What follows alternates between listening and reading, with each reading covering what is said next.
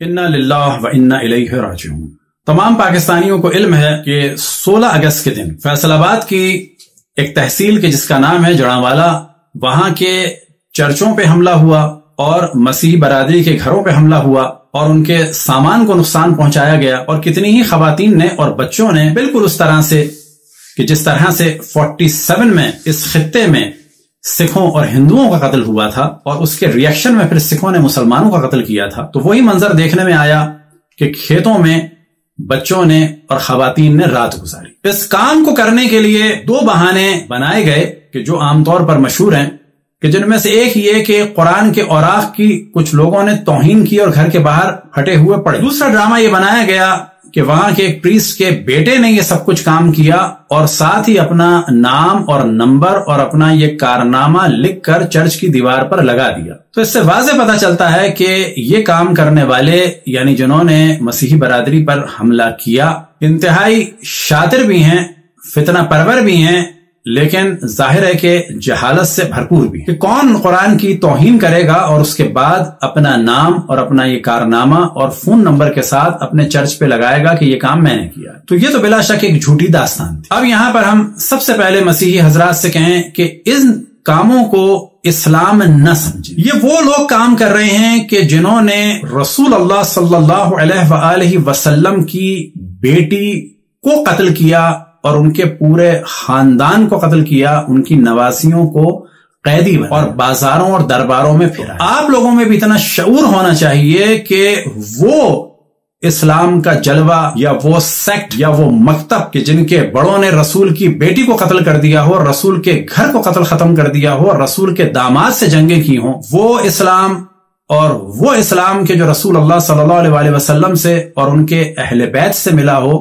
وہ دونوں الگ ہیں۔ وہ کہ وہ بھی مسلمان ہیں، ان کی بھی جان مال عزت آبرو کا احترام ہے، اور ان میں سے اکثریت بیچارے سیدھے سادے لوگ ہیں، ان کو نہیں پتا، لیکن مسیحی حضرات کو اور ہندوؤں کو یہ پتا ہونا چاہیے کہ یہ 2 الگ الگ چیز۔ پاکستان میں مسیحیوں کے ساتھ کوئی نیا یہ ظلم نہیں ہے۔ کبھی ہم دیکھتے ہیں کہ شہزاد مسیح اور ان کی بیوی شمع زندہ بھٹے میں ڈال دیا گیا جبکہ وہ 4 مہینے کی حاملہ تھیں اور 4 بچے پہلے سے بھی تھے۔ تو کبھی ہم دیکھتے ہیں کہ توہین رسالت کے نام پر مشال خان کو قتل کر دیا، تو کبھی ایک بینک مینیجر کو قتل کر دیا، تو کبھی ہم دیکھتے ہیں کہ توہین رسالت کے نام پر سری لنکا کے انجینئر کو قتل کر دیا۔ تو یہ بھی ذہن میں رکھیں کہ یہ توہین کے قوانین انتہائی خطرناک ہیں پاکستان اور پاکستان کی سالمیت کے، جتنا اس سے بچا جائے، اور یہ ذمہ داری ہے علماء اہل سنت۔ البتہ ممکن ہے کہ بعض کو برا لگے، اور ظاہر ہے کہ برا لگنے کا حق بھی ہے، کہ اہل سنت میں قتل عام کا مزاج تو ہے، لہذا ایک ہمارا لیکچر اس بارے میں کہ اہل سنت میں یا بعض دیگر مذاہب اسلامی میں یہ دہشت گردی کیوں ہے۔ ابھی کچھ دن پہلے ہم نے پورا لیکچر ریکارڈ کرایا ہے، اور وہ آپ کو یوٹیوب پہ مل جائے گا، کہ دنیا کے بعض بڑے جینوسائیڈ کے جو علماء اہل سنت اور ان کے خلفاء کے ذریعے سے، تو پاکستان میں جو مسیحیوں کے ساتھ ہو رہا ہے، یہ علماء اہل سنت یا اہل سنت کے لیے کوئی نئی چیز نہیں ہے، یہ ان کی عادت۔ لیکن اب یہ سمجھ لیں کہ جتنا ایسا کام کریں گے اس کا نقصان زیادہ خود ان کی نسل کو ہوگا، کیونکہ اس وقت اہل سنت میں کثرت سے الحاد پھیل رہا ہے۔ وجہ یہ ہے کہ جب ان کو اہل بیت سے دور رکھا گیا اور یہ دہشت گردی کا اسلام دکھایا گیا، تو اب لوگ بجائے اہل بیت کی جانب آنے کے، گو کہ اچھے خاصے لوگ آ رہے ہیں، کچھ لوگ ملحد ہو رہے ہیں۔ تو جو کام آج مسیحیوں کے ساتھ ہوا، اینن یہی کام ہندوؤں کے ساتھ ہوا۔ کب؟ کہ جب قائد اعظم محمد علی جناح دنیا سے رخصت ہوئے اور قرارداد مقاصد کے نام سے ایک ڈرامہ کیا گیا لیاقت علی نے اور شبیر احمد عثمانی۔ قائد اعظم ایک سیکولر ملک بنانا چاہتے تھے، یہی وجہ ہے۔ یہ دیوبندی باز لوگ تو اول ویسے ہی پاکستان کے خلاف تھے، اور جماعت والے اور دیوبندی آج بھی پاکستان کے خلاف ہیں، اور مودودی صاحب کا ایک اشکال اور اعتراض جو قائد اعظم پر تھا کہ یہ ایک اسلامی ملک بنانا نہیں چاہتے بلکہ مسلمانوں کا ملک بنانا چاہتے ہیں۔ جی ہاں، وہ یہ چاہتے تھے کہ مسلمان یہاں پر رہیں، لیکن یہاں پر سیکولر نظام۔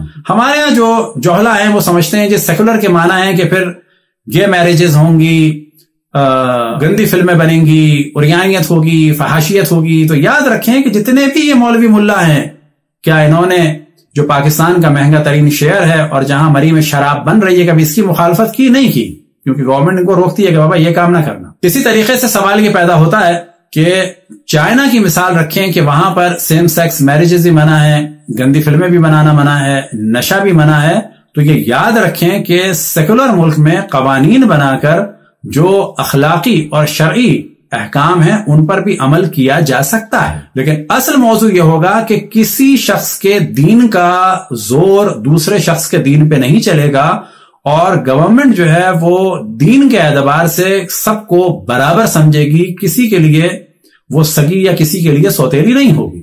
ہمارے حساب سے تو پاکستان میں مسلمان اکثریت میں ہیں، لیکن اہل سنت کے حساب سے پاکستان میں مسلمان اقلیت میں ہیں۔ وہ کیوں؟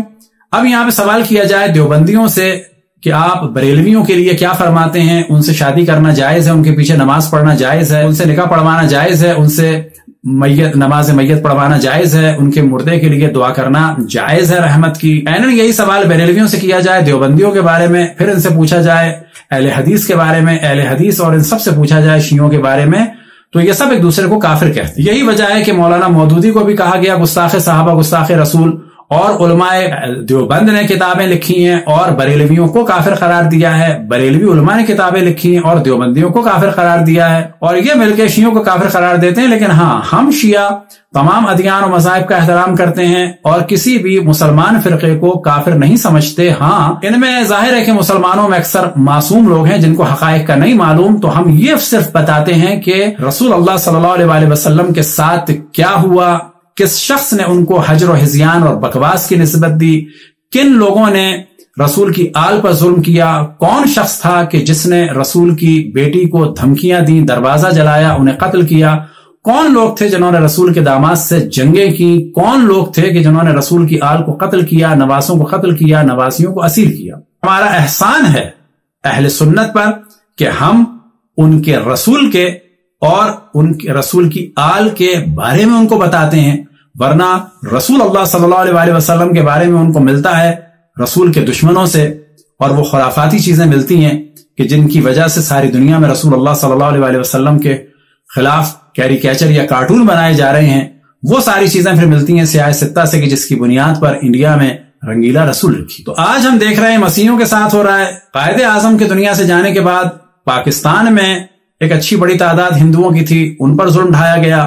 بنگلہ دیش میں ایک اچھی بڑی تعداد ہندوؤں کی تھی، بلکہ اچھے خاصے تقریباً 18-20% کے قریب ہندو تھے، ان کو وہاں پر مارا گیا اور مجبور کیا گیا کہ وہ ملک چھوڑیں۔ قائد اعظم ایک سیکولر ملک بنانا چاہتے، لہٰذا انہوں نے پہلا وزیر جو قانون کا بنایا وہ تھے جناب یوگندر ناتھ۔ پاکستان بنانے میں مسیحی بھی شامل تھے، خصوصاً جو پنجاب ملا ہے پاکستان کو، تو وہ ان کے ایک اسپیکر جو مسیحی تھے ایس پی سنگا، ان کے ذریعے سے ملا ہے، ان کا کاسٹنگ ووٹ پورا پاکستان سب نے مل کے بنایا۔ ہندو بھی شامل تھے، ان کو یہاں سے نکالا گیا اور اب ان پر ظلم ہو رہا ہے۔ مسیحی بھی شامل تھے، اب ان پر ظلم ہو رہا ہے۔ شیعہ بنانے والے تھے، قائد اعظم شیعہ تھے، اصل بانی پاکستان شیعہ تھے، ان پر اب ظلم ہو رہا ہے، اور اس کے پیچھے عموماً علماء ہیں، دیوبندی بھی، بریلوی بھی، اور خصوصاً دیوبندی علماء کا زور چل رہا ہے کہ جو پورے پاکستان کو کیپچر کرنا چاہتے ہیں، اور یاد رکھیں کہ یہ سب پر ظلم کریں گے کیونکہ یہ سب کو کافر سمجھتے۔ بس پاکستان میں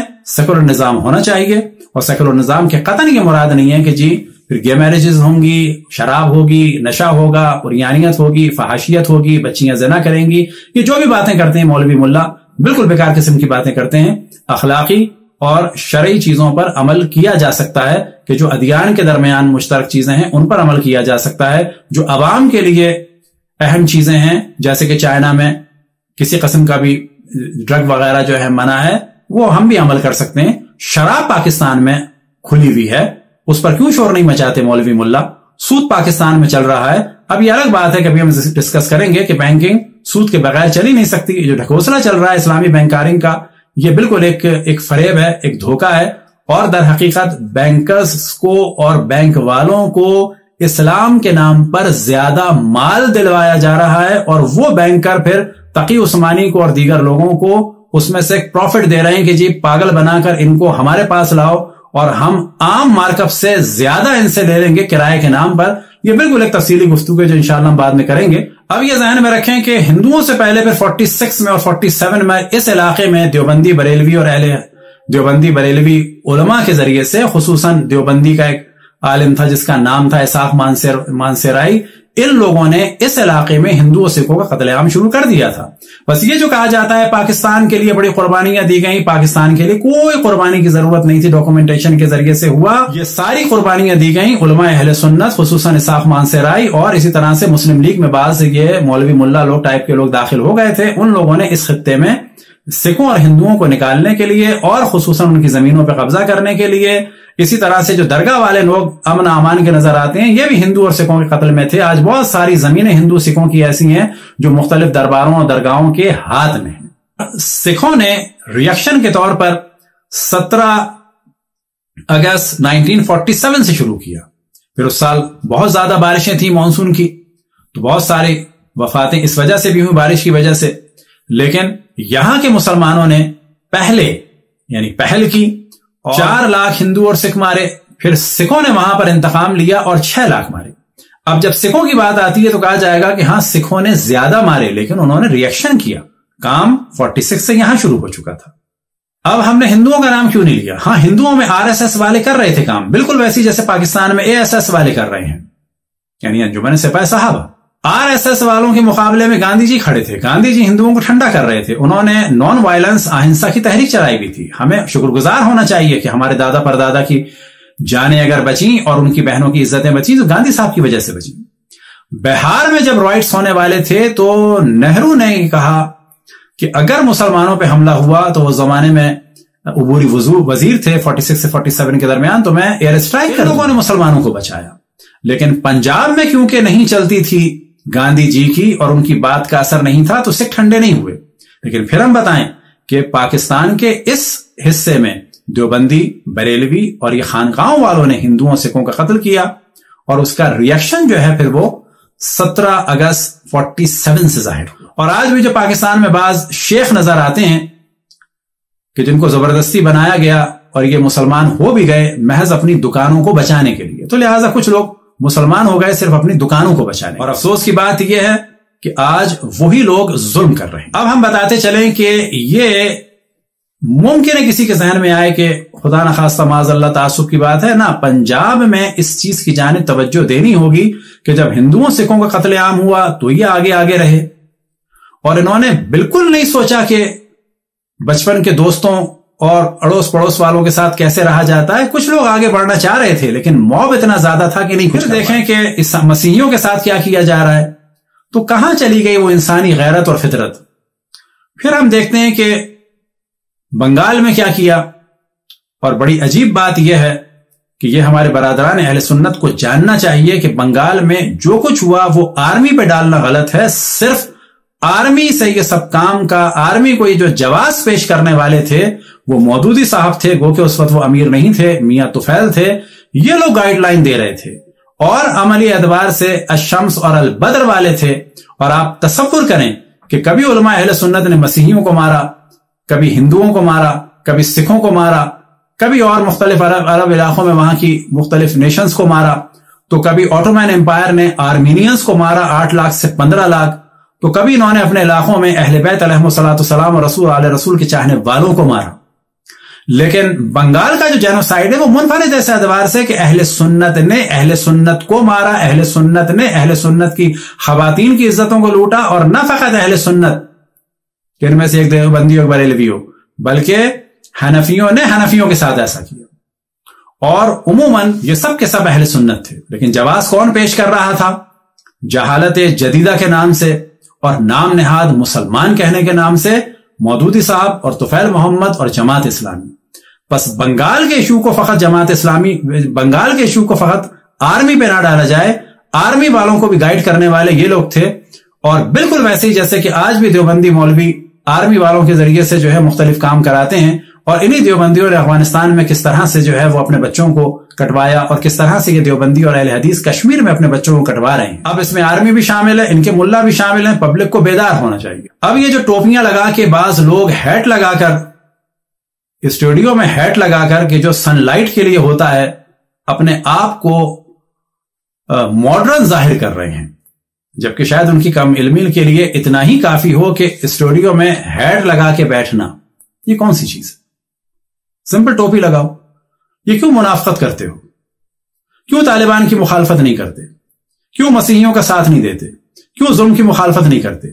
کیوں نہیں بتاتے کہ دنیا میں جہاں جہاں دہشت گردی ہے، چاہے وہ طالبان ہوں، چاہے وہ القاعدہ ہوں، چاہے وہ بوکو حرام ہوں، چاہے وہ ریاض الصالحین ہوں، چاہے وہ صومالیہ کے شباب ہوں، چاہے یہ ریاض الصالحین والے ہوں کہ جنہوں نے رشیا میں ڈائنامائٹ لگا کے بچوں کو اڑا دیا، سب کے سب اہل سنت ہیں، خصوصاً دیوبندی اور اہل حدیث۔ یہ جو لوگ الحاد کی باتیں کر رہے ہیں کہ جی ہم الحاد نہیں پھیلنے دیں گے، الحاد اور توہین رسالت آپ کی کتابوں کی وجہ سے ہے۔ رنگیلا رسول جو انڈیا میں کتاب لکھی گئی، اس کا دار و مدار سیاہ ستہ پہ تھا۔ فرانس میں جو کیریکیچر بن رہے ہیں، جن کو عرفاً لوگ کارٹون کہہ دیتے ہیں، اس کا دار و مدار سیاہ ستہ پر ہے۔ الحاد پھیل رہا ہے کیوں؟ کہ جب لوگ دیکھ رہے ہیں اسلام کو اس صورت میں کہ جو علماء اہل سنت نے پیش کیا، خصوصاً چند سالوں میں دہشت گردی کے ذریعے سے۔ اب الحاد کیوں پھیل رہا ہے؟ اس دہشت گردی کے ذریعے سے۔ اب یہاں پر ہم سب کی توجہ اس پہ گفتگو ختم کریں کہ پاکستان ہو یا انڈیا ہو، یورپ ہو یا امریکہ ہو، ہمیں یہ کہنا ہوگا کہ تمام ادیان والے اپنے ادیان پر عمل کر سکتے ہیں، اور حکومتیں ایسی ہونی چاہیے جس میں کسی کا حق پامال نہ ہو اور عدل و انصاف کے ساتھ رہیں۔ خصوصاً جو کچھ پاکستان میں ہندو یا مسیحیوں کے ساتھ ہوگا، وہ اس کا جلوہ نظر آئے گا انڈیا میں، اور پھر وہاں ہوگا۔ تو اہل سنت سے گزارش ہے کہ آپ کی یہ شدت آپ کے لوگوں کو ملحد بنا رہی ہے۔ جتنی آپ کی شدت ہوگی، جتنے یہ مولوی ملاؤں کو آپ اوپر لائیں گے، اتنے ہی حالات خراب ہوں گے۔ سرحد کے اگر حالات اچھے کرنے ہیں تو بلا شک آپ کو وہاں کے پڑھے لکھے لوگوں کو لانا ہوگا، ان مولوی ملاؤں سے بچنا ہوگا۔ یہی کام بلوچستان میں کرنا ہے، یہی کام اور جگہ کرنا ہے۔ خصوصاً پنجاب کے لوگ ذہن میں رکھیں کہ پنجاب اس پورے خطے میں سب سے زیادہ کلچرڈ علاقہ تھا، کالجوں کا شہر تھا۔ جب پاکستان بنا ہے تو سب سے بڑا اور اچھا، خوبصورت اور علمی شہر پنجاب تھا، لیکن ان دیوبندی ملاؤں نے اور بعد میں ان بریلویوں کے ملا، یہ جو آدم رضوی اور ان کے بیٹے وغیرہ کے ذریعے اور سپاہ صحابہ کے ذریعے جو ایک دہشت گردی پھیل رہی ہے، تو اس کا ایک قریب ریئیکشن یہ ہوگا کہ مذہبی شدت تو بڑھ رہی ہے، لیکن اس کا جو ایک ریئیکشن ہوگا وہ الحاد کی صورت میں اور دین سے دوری کی صورت میں ہوگا۔ ہاں، ہمارے ساتھ جو کچھ کیا اس کا ریئیکشن تو ظاہر ہو رہا ہے۔ جتنا ہم پر پریشر ڈالا، اتنا اہل بیت کے فضائل کھل کے بیان ہو رہے ہیں۔ جتنا آپ نے زور لگایا کہ دشمنان اہل بیت کو چھپائیں، اتنا دشمنان اہل بیت کی چیزیں کھل کھل کے آ رہی ہیں۔ یہ نتیجہ کس چیز کا ہے؟ یہ نتیجہ آپ کے ملاؤں کی دہشت گردی کا ہے۔ آپ نے غدیر کو دبانا چاہا، غدیر کھل کے آ گیا۔ مباہلے کو دبانا چاہا، وہ بھی کھل کے آ جائے گا۔ یہ کہا کہ اصحاب کی شیعہ توہین کرتے ہیں، تو آج دنیا میں کلیئر ہو گیا کہ توہین نہیں کرتے، حقائق بیان کرتے ہیں۔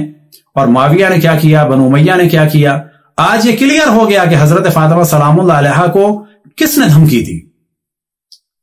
قتل بھی کیا ان لوگوں نے، لیکن اتنا تو مان گئے کہ دھمکی کس نے دی۔ تو یاد رکھیں، جتنا پریشر ڈیولپ کریں گے نقصان آپ کو ہوگا۔ ابھی بھی جو بل لانے کی بات ہو رہی ہے، ہمارے لیے ہوں گے پرابلم، گو کہ یہ آئے گا نہیں، لیکن یاد رکھیں کہ سب سے زیادہ نقصان آپ کو ہوگا۔ کیوں؟